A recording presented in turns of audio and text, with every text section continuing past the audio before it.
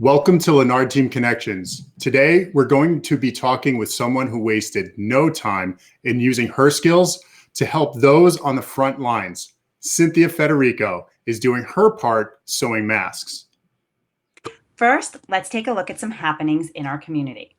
With Easter and Passover upon us, people in the community are coming up with some creative ways to celebrate. You can nominate a deserving family of an Easter egg surprise on their front lawn. Shout out to our friend Jennifer O'Brien, who is taking the opportunity to honor families with loved ones on the front lines. So many will be deserving, and this is an opportunity for them to tell their family story.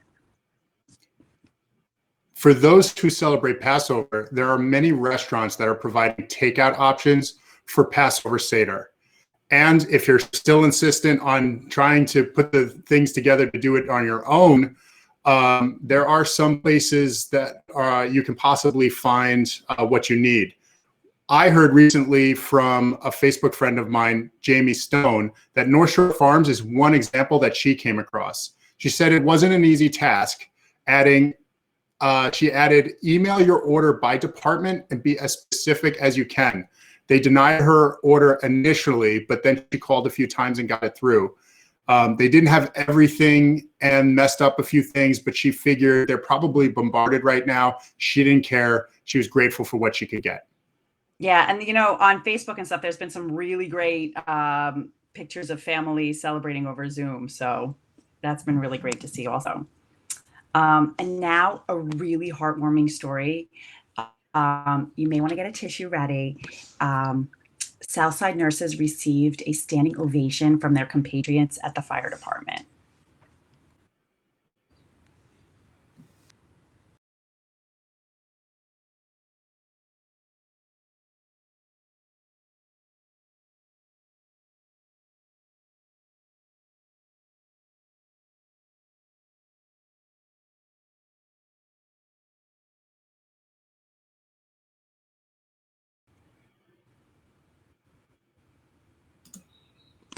I tear up every time I see it. It's really so beautiful. Yeah, me too. It's really cool to see, as we said, every people, first responders, everybody's doing their part. Did you see in New York City, like every day at 7 p.m. or something like that, they're like bashing pans, pots and pans, raising noise. And it's to honor the doctors, nurses, and let's be honest, hospital staff, everybody that's in the hospital is doing their part right now as needed. Yeah, true. So now we're going to turn to today's interview. We have a remarkable young woman as a guest. Cynthia Federico is a student at Stony Brook University, and since coming home has been using her time to help those on the front lines.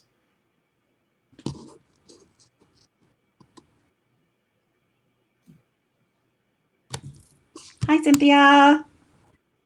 Hey, Cynthia. Cynthia, so tell us, where did you get the idea to start making the masks, and how has it evolved over the last few weeks? Oh, I think. I started sewing a year ago, and I taught myself how to sew. And I decided a couple weeks ago that I saw everywhere on social media that people really were in need of masks. So I decided that it would be a good idea to start doing it myself and help contribute. And are there others who are helping you either to make or distribute the masks? Yes, there are.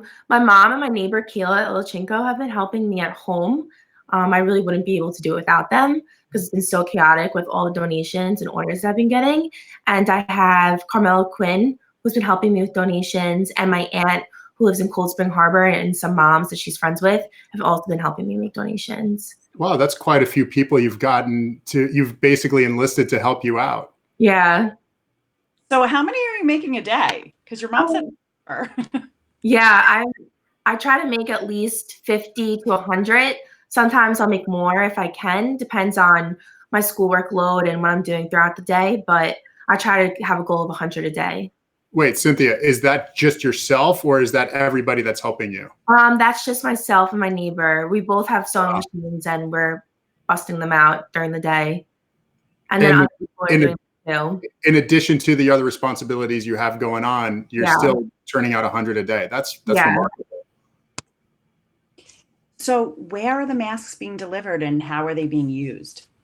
So I have different hospitals on Long Island that I've been donating to. I think one was St. Catherine's, Mather, I've just donated to. I think out like Long Island Jewish Hospital and a couple other hospitals. There's so many, I honestly can't even keep track of them. They're just going out the door every single day. I did some nursing homes. I'm going out of state now with donations. So honestly, whoever messaged me on Facebook, I just try and give as many as I can. That's great. You must need a lot of supplies, Cynthia, for all of these masks. Where and how can people donate to your efforts? So at first I started to use like out of my savings, but since I'm not working right now, it was getting a little expensive. So that's where I got the idea to sell masks. So with orders I've been using the proceeds to supply for myself and my everyone that's been helping me. I've been supplying them with materials to use, but it's hard right now to get elastic. So I've been trying to find people who can donate elastic to me for the earpieces because everyone's making them and there's no being restocked right now. So it's hard to find that. And if people would like to donate Joann's gift cards or Walmart gift cards or Amazon gift cards to help me purchase supplies, that'd be amazing. So Cynthia, let me get this straight. You're not only donating, you're also providing them to the public for people to purchase, and then those proceeds are going to go help make more masks, right? Yes. Because recently, certain things changed in the news where now it's being recommended that people, when they go to the grocery stores, it's a good idea to perhaps be wearing one of these. Yes. Okay. Yeah, CDC guidelines recommend you have something covering your mouth and your nose. That's great. So while you're protecting yourself and your own family, you're also donating them to the people in need. Mm-hmm. Yes. And some of the people wearing the masks may have the N95, but they're using your mask to make those last longer. Yeah. So a lot of the nurses only get a few amount a week, and usually you're supposed to change them throughout the day, but they're not able to because we're running so low in the hospitals. So they've been using my masks to cover them to make them last longer and keep them clean. Awesome. And sorry, Danielle, you go ahead. Sorry. Another group of people that people aren't really even thinking about are like the staff that are in the hospital that are supporting the doctors and the nurses. They're not getting the N95 masks. So they're getting some of your masks. Yeah. And also the New York Police Department in the city I've donated to. So I've been giving them fabric masks, and EMT workers. I just donated a lot to the Coney Island Department. So I've been trying to spread my horizon and donate to as many places as I can. Outstanding. And if people wanted to make masks themselves, where can you learn to do that? There's a lot of videos on YouTube. I have been sending out, I found one on Facebook. There's a lot of tutorials on Facebook, and there's one video that one lady posted. I don't remember her name, but there's a link. I have the link somewhere, and I've been sending it to my volunteers, and it's a really good tutorial, and it's really nice that she did it really good. Would you mind sharing that with us later, and then we'll put it in the eventual post so people can find it. Mm-hmm. Awesome. Thank you. One thing too that I just want to say to you, and I want to honor, that not only are you doing all of this and taking your own savings and all of that, but you're still donating to the Smithtown Children's Foundation yourself for meals. Yeah. So at one point when it was a little slow, I had some money left over, and I decided that I was going to donate the money. And I donated to the Smithtown Children's Foundation for families in need, and it helps pay for food and groceries. And then I also donated to an iPad initiative for the LIJ hospital, and they're buying iPads for patients to use. Oh, that's That's amazing. Is there anything else you want to share with people who want to help but aren't sure how? Well, you can always help by wearing a mask or covering your face when you're going out, or keeping social distance, because that's so important. And just helping anyway. There's so many things that people need, and you just look on social media and you can see what you can do. Donating to local food drives. I did that with my church was collecting for food drives, so I donated with some of the money. I donated food and cleaning supplies. Cool. Very cool. So finally, Cynthia, we're seeing a lot about how to wear a mask. Is there a right way, wrong way? What can you say about how to wear the mask? And we have our very own Cynthia designed and made masks right here. Well, you want to make sure that they're not too loose on your face because you want to make sure nothing's going to get inside of them. So as long as they're nice and snug, it's good. And if you just put it over your nose, around your ears, and then it's under your chin and above your nose, then you should be good. And the fabric is nice because it's 100% cotton. Comfortable to breathe through them. Some people were trying to find filters to put in them, but a lot of the filters that people are finding online, it's very hard for them to breathe through, and they actually aren't as effective. So usually just the cotton is pretty good. That's what I've been making. Yeah, pretty comfortable. Yeah.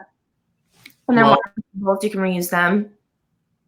So can these be washed and everything? Like they are still, because they're cotton, they're good to go. They can be. Yeah, they're 100% cotton, and then you can put them in the washing machine. You can put them in the dryer. Some people are air drying them. Some people are drying. It's on really your preference of how you would want to wash cotton. But yeah, and I have all different patterns, but they change throughout the week because I have so many orders going out, and then I have to buy, and a lot of the stores are running out of fabric. Great. Well, Cynthia, I am just quickly glancing through the comments, and man, you have a lot of supporters, a lot of people who are so happy with what you're doing, as are we, which is why we're so happy to have you here on our show. I don't see any questions now. If you had any, now would be the time. But in the meantime, thank you so much for everything you guys are doing. You're doing with your family, with everybody that you've brought together to do this. You're making a real difference, and you are affecting. You're not only like saving lives. You're helping to uplift the community and the people that need them. So, thank you for everything that you're doing.